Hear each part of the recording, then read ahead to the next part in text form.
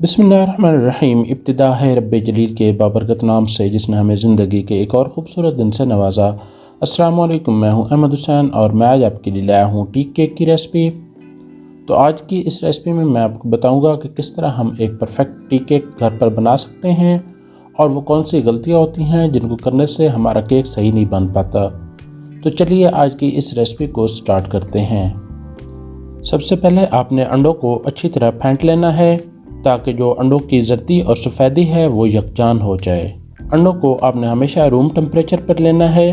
Fridge में रखे हुए अंडे को कभी इस्तेमाल ना करें, वरना जो रिज़ल्ट हमें चाहिए होगा वो हासिल नहीं हो पाएगा। अब इसमें पिसी हुई चीनी शामिल करेंगे। आप चाहें तो साबुत चीनी भी इस्तेमाल कर सकते हैं। अब इसको दोबारा विस्क कर लेंगे। अंडे और चीनी को इतना फेंटना है ताकि ये क्रीमी फॉर्म में आ जाएं। जब तक ये क्रीमी फॉर्म में ना आ जाएं, उस वक्त तक आपने इसके अंदर कुछ शामिल नहीं करना। जितने अच्छे तरीके से आप इसको फेंटेंगे केक इतना ही नरम बनेगा। ये काम आप इलेक्ट्रिक बीटर से भी कर सकते हैं, इससे काम जल्दी हो जाता है। अंडे और चीनी अच्छी तरह बीट हो चुके हैं। अब इसमें ज़र्दा रंग डालेंगे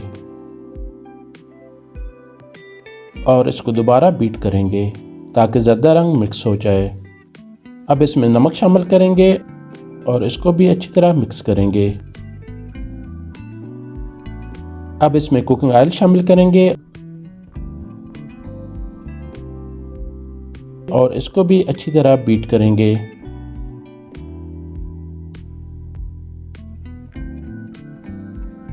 अब इसमें वनीला एसेंस के 2 से 3 कतरे डालेंगे।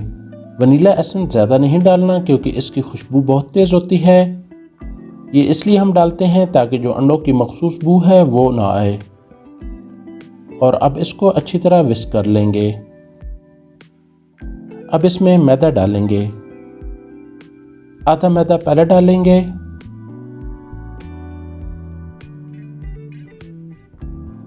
और साथ ही इसमें बेकिंग पाउडर डालेंगे और इनको थोड़ा सा मिक्स करेंगे।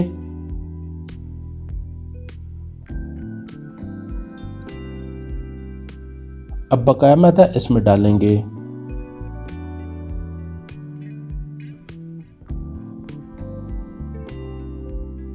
अब स्पैचुला की मदद से इसको अच्छी तरह मिक्स करेंगे और बाउल के किनारों को भी अच्छी तरह साफ करना है ताकि तमाम चीज़ें यकसा तौर पर मिक्स हो सकें। और इस तरह बैटर तैयार हो चुका है। अब इसमें कटी हुई किशमिश डालेंगे और इस तरह आपने इसको काट लेना है। आप चाहें तो इसको स्किप भी कर सकते हैं और इसको भी आपने मिक्स कर लेना है। और इस तरह बैटर हमारा रेडी है। अब इसको बेकिंग मोल्ड में डालेंगे। अगर आपके पास ये वाला मोल्ड नहीं तो इसकी जगह आप कोई भी सिल्वर या स्टील वाला गोल या चौरस बर्तन भी इस्तेमाल कर सकते हैं।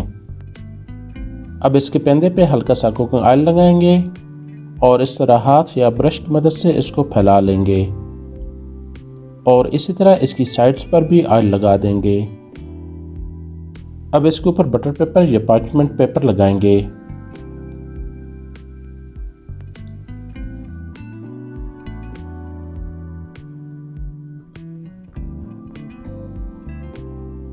अब इसको बंद कर देंगे और इस तरह साइड पर भी पेपर लगा देंगे।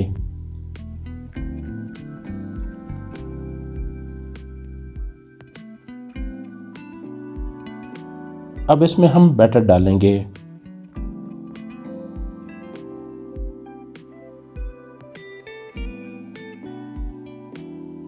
और बर्तन को अच्छी तरह साफ करेंगे।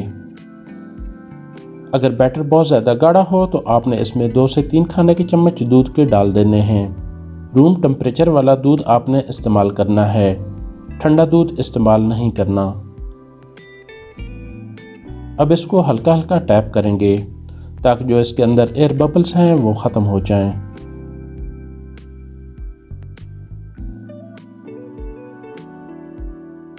अब इसके ऊपर मोटे कुटी हुई बादाम छिड़क देंगे اور اسی طرح موٹا کوٹا ہوا پستہ اس کے اوپر چھڑک دیں گے۔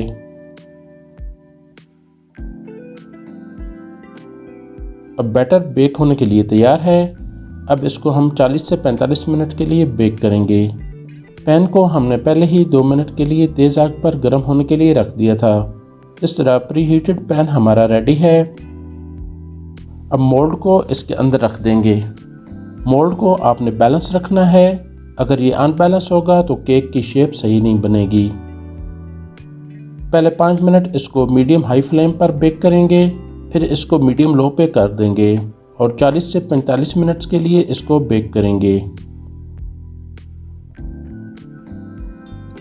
45 منٹ ہو چکے ہیں۔ اب ایک ٹوتھ پک کے ذریعے اس کو چیک کریں گے۔ اس کو 1 یا 2 جگہ سے چیک کر لیں گے۔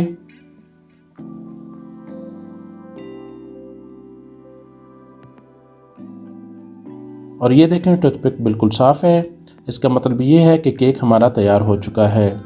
اگر ٹوتھ پک کے ساتھ بیٹر لگ جائے تو آپ نے اس کو مزید کچھ ٹائم کے لیے بیک کر لینا ہے۔ اب اس کو 6 سے 7 منٹس کے لیے ٹھنڈا ہونے دیں گے۔ اگر آپ اس کو گرم گرم کاٹیں گے تو یہ خراب ہو جائے گا۔ کور کو آپ نے اتار دینا ہے۔ اس طرح یہ آسانی کے ساتھ کور اتر جائے گا۔ اس طرح بٹر پیپر کو بھی ہم اتار دیں گے۔